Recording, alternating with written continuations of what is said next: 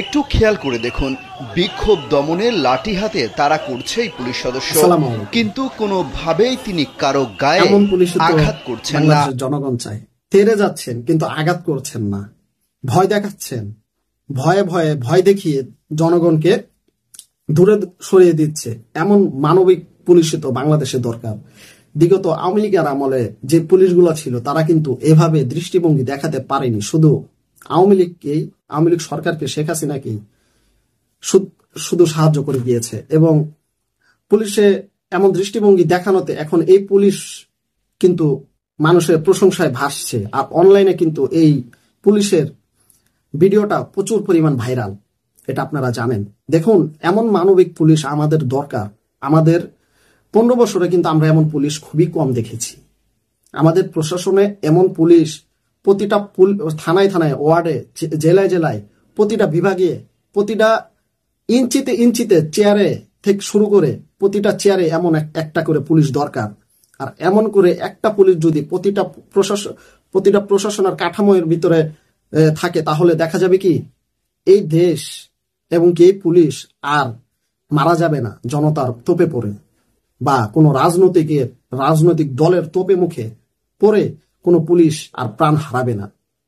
এমন পুলিশই দরকার যেমন এখন এই পুলিশটা আমাদেরকে দেখিয়েছে কিভাবে ছত্রভঙ্গ করতে হয় আন্দোলনকারীদেরকে, কিভাবে ভয় দেখালে ছত্রভঙ্গ হয়ে যাবে আন্দোলনকারীরা। এমন মানবিক পুলিশ আমাদের দরকার। মানবিক পুলিশ গড়তে হলে, এমন পুলিশ গড়তে হলে তাদেরকে শিক্ষা দীক্ষার দিক থেকে তাদেরকে সাহায্য সহযোগিতা প্রশাসনের করতে হবে। রাষ্ট্রেরও একটা দায়িত্ব আছে, রাষ্ট্রেরও এভাবে সহযোগিতা তাদেরকে করা লাগবে। যদি রাষ্ট্র এবং প্রশাসন তাদেরকে এভাবে গড়ে তুলতে না পারে, তাহলে এমন মানবিক পুলিশ আমরা পাবো না।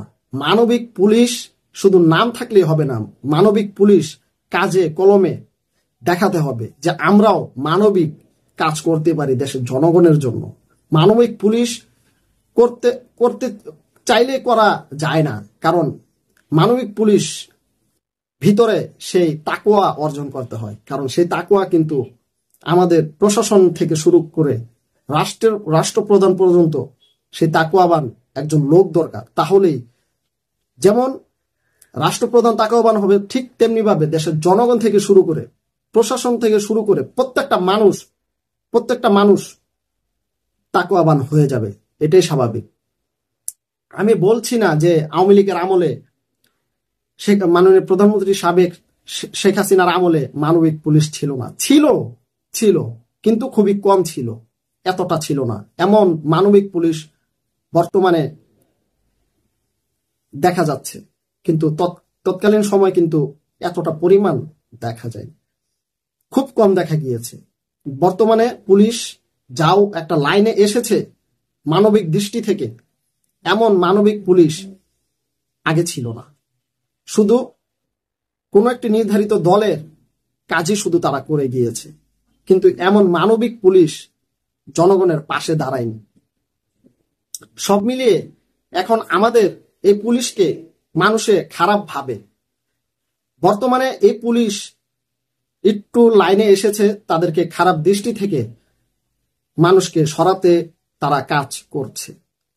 তাদের দৃষ্টিভঙ্গিটা জনগণের পাশে নিতে চাচ্ছে, তারা চেষ্টা করতেছে, কিন্তু কিছু মানুষের জন্য সেই মানবিক পুলিশগুলাই পারতেছে না তাদেরকে জনগণের পাশে নিয়ে দাঁড়াতে, বা তারা নিজে যেতে পারছে না কিছু মানুষের জন্য।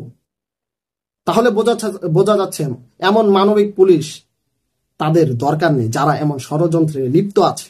এমন মানবিক পুলিশ অবশ্যই আমাদের প্রতিটা চেয়ারে আমাদের দরকার।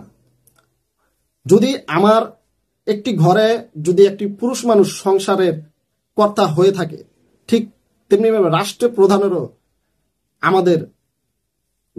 তাদের বোঝার দরকার যে একটা রাষ্ট্রপ্রধানও একজন কর্তা, তারাও বোঝার দরকার যে আমি যদি ভালো হই, আমি যদি ঠিক থাকি, তাহলে আমার পুলিশ ঠিক থাকবে, আমার প্রশাসন ঠিক থাকবে, আমার দেশের জনগণ ঠিক থাকবে।